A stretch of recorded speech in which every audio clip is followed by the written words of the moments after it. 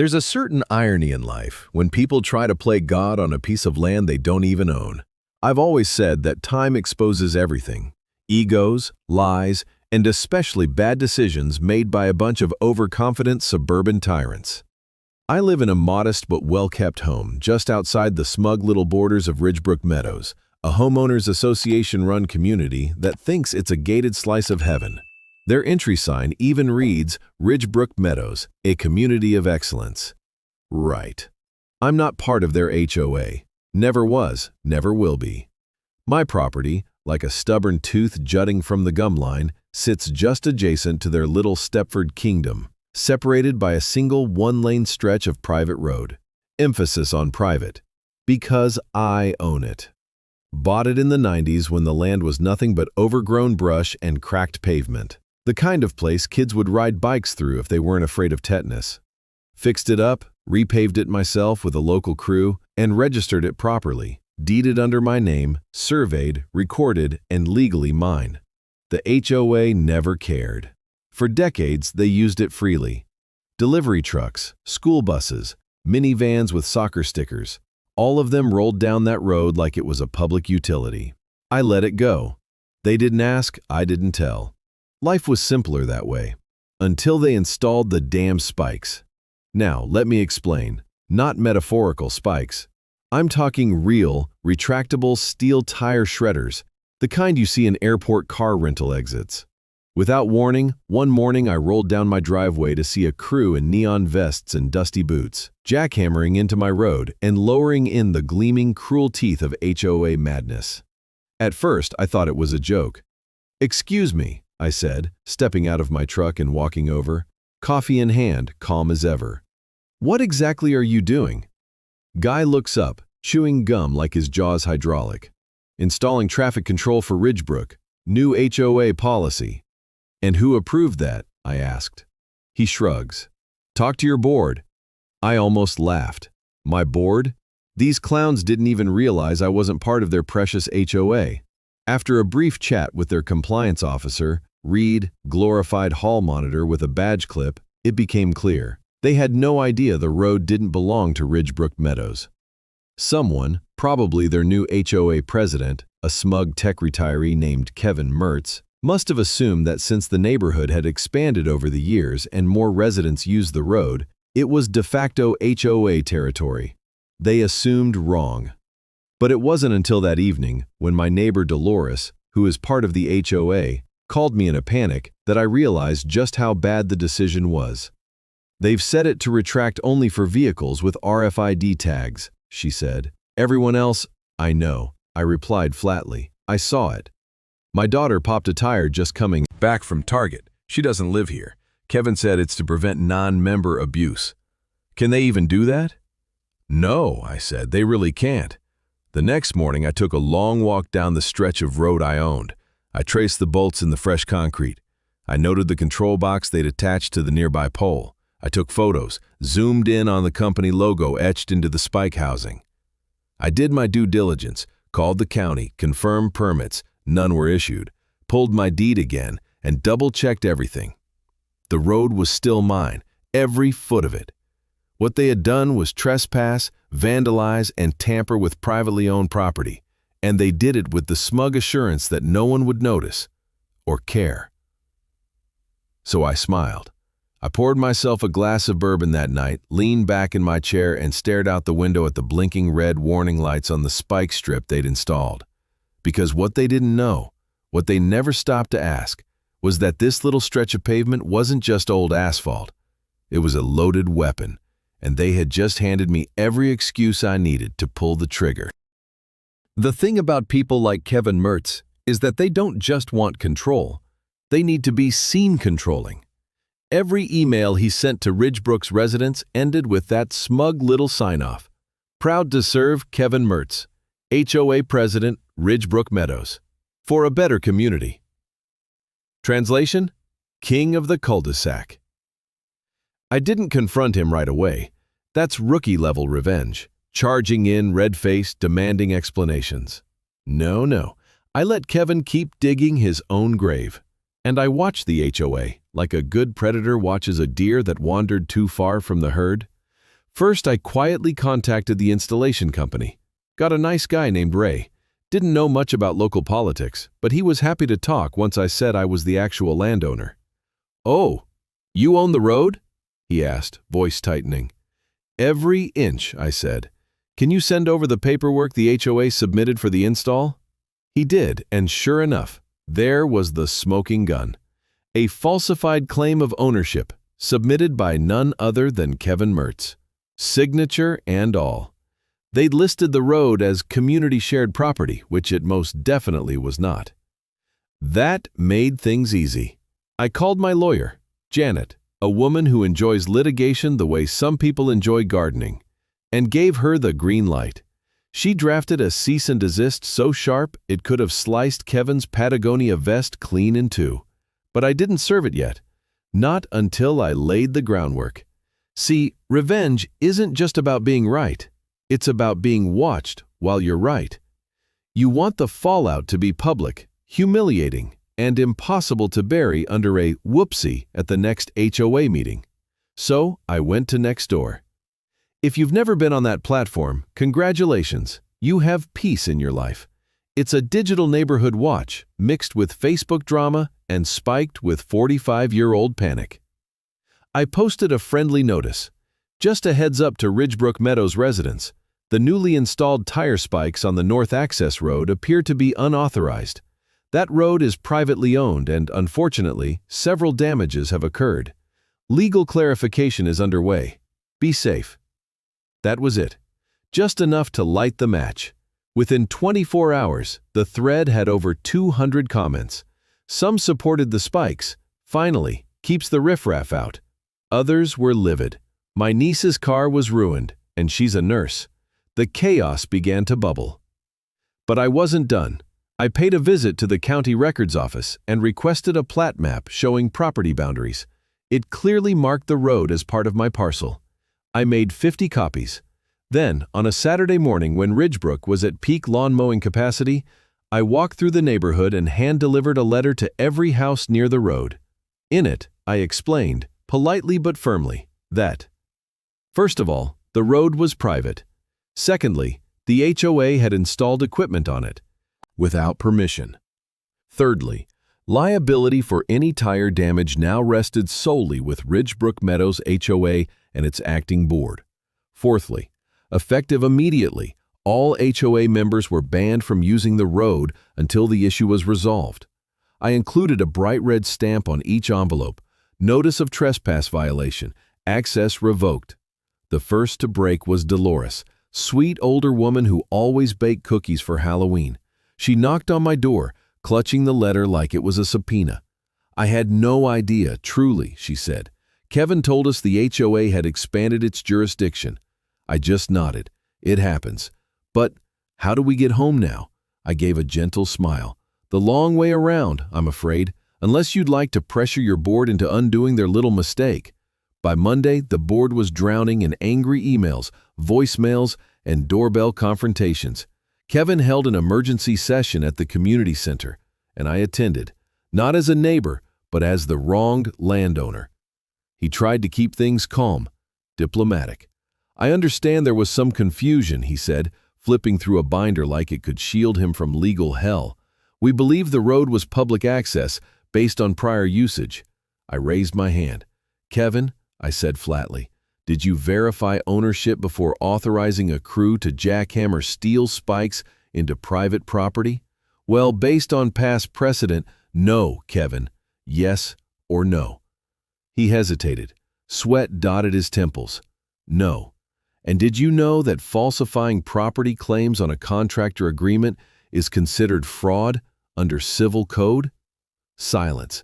I stood up, slowly. "Here's how this is going to go," I said. "You will remove the spikes at your expense. You will issue a written apology to every resident whose car was damaged, and you will pay out of pocket for all tire repairs. Or we go to court." He blinked, swallowed. "And if I don't comply?" I smiled, that same old smile I wore the night I first saw the spikes go in. "Then I will sue this HOA into the mulch pile behind your ornamental fountain. And once I win, because I will win, I'll pave over that road with a gate, a big black iron one, just for fun." I could almost hear the gears grinding inside Kevin's skull as he stared me down in that stuffy Ridgebrook Community Center. The board members flanked him like nervous ducklings, all wide eyes and fake confidence, clutching their HOA rule books like they were Bibles. The silence in the room wasn't just awkward, it was loud. Residents looked from Kevin to me like we were in a courtroom drama, and in a way, we were. Kevin cleared his throat. "I think we need to consult legal counsel before agreeing to anything hasty," he finally muttered, voice wobbling like a lawn chair in a windstorm. "You do that," I said, turning to walk out. "But every day you wait, I'll be documenting every car that crosses that strip. That's a minimum of $500 per trespassing incident under civil statute. Multiply that by, 40 or 50 residents. Hope your reserves are in good shape." And just like that, the power shifted. Not with shouting, not with lawsuits, but with cold, precise facts. I didn't just bring the sword, I laid out the execution schedule. 2 days later, I got an email from Ridgebrook's actual attorney, not Kevin's brother-in-law or some weekend warrior, a real law firm. They wanted to amicably resolve the situation. Their proposal? They'd remove the spikes, cover all damages, and Kevin would send a personal letter of apology. Not from the board, from him. I told them to add something, a formal acknowledgement of my road ownership, to be filed with the HOA's internal records and sent to every resident, black and white. No more confusion. I wanted that in writing, with signatures. They agreed. But here's where it gets interesting. While Kevin was busy trying to save face, Ridgebrook was turning on him like sharks in a wading pool. My next door post had gone viral. Screenshots were floating through group chats and local Facebook groups. Apparently, several other residents had issues with Kevin's leadership style. Turns out, he'd pushed through all kinds of nonsense in the past year. Banned garden gnomes, threatened to fine someone for wind chimes, tried to dictate trash bin placement down to the inch. So when the spike scandal hit, it wasn't just a scandal. It was a catalyst. A group of residents, including Dolores, bless her spine, began circulating a recall petition. Within 48 hours, they had the required votes. Kevin was officially removed from his throne. I didn't even have to lift a finger. But I wasn't done. Oh no. See, it wasn't enough for Kevin to lose his HOA badge and go back to being just another bored retiree with too many hobbies. He had wasted my time, endangered drivers on my property, and lied to a contractor to get his way. That deserved something more, permanent. So I took the next logical step. I blocked the road. Physically. I installed a retractable bollard system, the kind city governments use for festivals and road closures. Steel posts, smart locked, controlled by a keypad. Clean, legal, and 100% within my rights. I sent out a final letter to Ridgebrook residents. Here's the short version. Due to the HOA's unlawful interference with my property, access will now be restricted. Residents may request temporary entry on a case-by-case basis pending my approval. Emergency vehicles will be granted permanent clearance. Cue the panic. People begged, apologized, offered gift baskets. One guy tried to bribe me with a bottle of 18-year-old scotch. I kept the scotch, denied the access. The long route around added an extra 7 minutes to their commute. In suburbia, that's basically exile. Kevin, he came by one afternoon. No HOA badge now, just khakis and regret. I just wanted to say, I made a mistake, he said, and I'm sorry. I looked him dead in the eye. You didn't make a mistake. You made a choice. Then you made it worse by doubling down. I just returned the favor. He nodded, quiet, defeated, walked back to his Tesla, tires rolling over the long route like a man taking the walk of shame back from a war he started and lost before the first shot was even fired. There's something satisfying about watching a neighborhood function like a wounded animal after it loses its alpha. Ridgebrook, post-Kevin, was quieter. Not peaceful, just stunned. Like everyone suddenly realized they were a lot more vulnerable than they'd thought. The bollards did their job. No one dared test them. At first, I received polite requests through email. "Hi, Mr. Carter. I have a grocery delivery coming Tuesday. Any chance we can open the road just for that?" "Hi, I've got elderly parents visiting. They can't manage the back road." Most of these I granted. Once. But I made it clear this was a favor, not an entitlement. And yet, despite the new pecking order being carved into the very road they used to claim, there was one resident who still hadn't gotten the message. Nate Caldwell, mid-30s, corporate drone, lived 3 houses in from the road, acted like he was Ridgebrook's new enforcer. You know the type, backwards cap on weekends, sunglasses indoors, big energy for a guy with tiny dogs. He decided to test me. One afternoon, I got an alert from the motion sensor camera I'd installed near the bollards. I opened the feed, and there he was, Nate, crouched next to the base of the steel post, trying to pry open the access panel with what looked like a screwdriver and a YouTube tutorial on his phone. I watched for about 2 minutes before driving down. He nearly jumped out of his skin when he saw my truck pull up. "Nate," I said, rolling the window down, "you performing road maintenance now?" "I was just checking something. Thought the system was malfunctioning." "Malfunctioning," I repeated, raising an eyebrow. "Yeah, it didn't go down when I approached. My wife's stuck on the other side." "That's because you're not authorized," I said.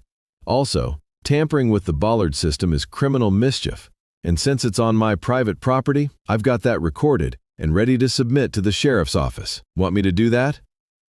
He blinked, sweated, stammered.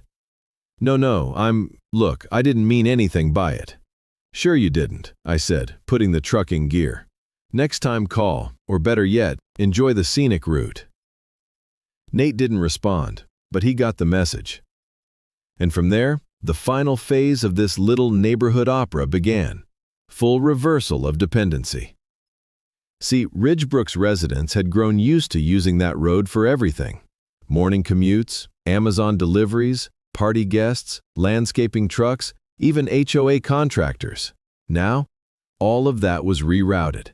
Delivery times lagged, landscapers charged extra for longer drive times, Uber Eats wouldn't deliver without detailed GPS instructions.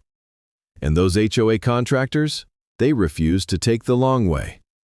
So when the next HOA project came up, replacing the community center's HVAC unit, Ridgebrook hit a brick wall.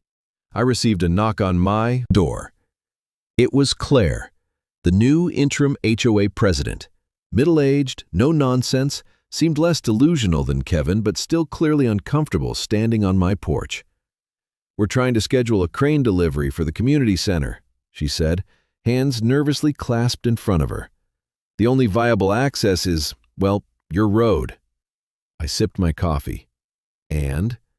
"We'd like to request access. Just for the day, we'll cover any costs." I smiled, that old, slow, knowing smile.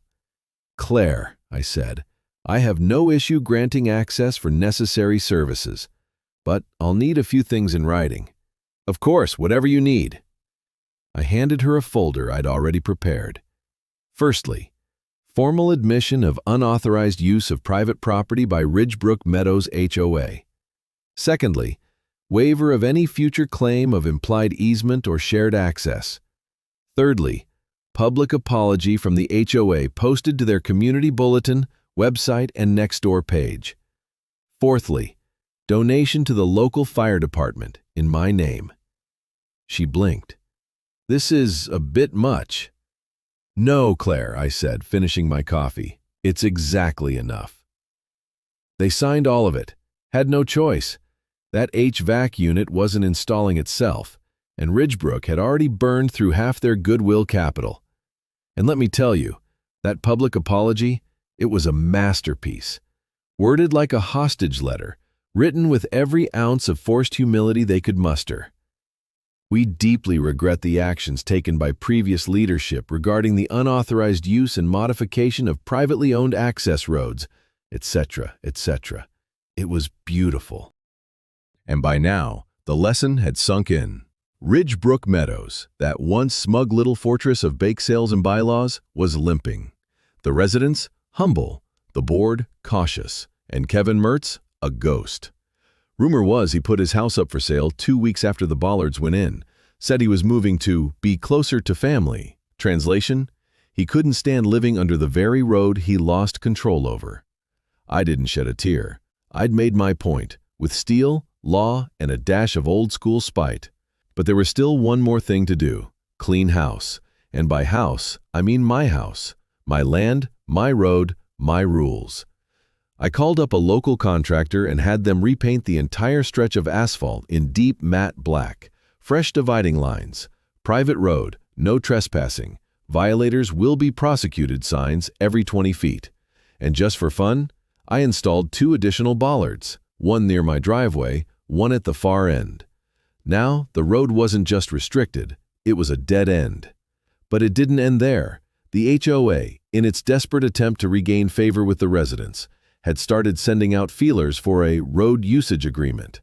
They wanted to create a formal contract that would allow limited access in exchange for a monthly maintenance fee, essentially renting access to my road. I considered it. Then I declined. See, here's the problem with people like Ridgebrook's board. They confuse convenience with entitlement. And sometimes, the best thing you can do for a spoiled community is let them suffer a little bit. Make them walk in the shoes they so casually stepped over. By month's end, the changes were fully cemented. Quite literally, I installed a swinging iron gate, sleek, automatic, with motion sensors and a keypad. It made the road look like a private estate entrance, even added a plaque: private access, no HOA jurisdiction. A few weeks later, I got an envelope in the mail. No return address. Inside was a single card, unsigned. We underestimated you and overestimated Kevin. I chuckled, framed it, hung it in my garage next to my tools. In the end, Ridgebrook still functioned, just inconveniently. Their residents had to adapt. Delivery drivers hated them. Contractors charged more. Guests got lost. And every time they looked at that gate, they were reminded that arrogance had a price. As for me, I went about my life, peaceful, undisturbed. Every once in a while, I'd see a Ridgebrook resident take the long way home, circling the block like a chastised child. I'd wave. Some waved back, others didn't. That was fine. I wasn't in this for gratitude. I was in it for balance. People like Kevin think they can take without asking. That control means ownership.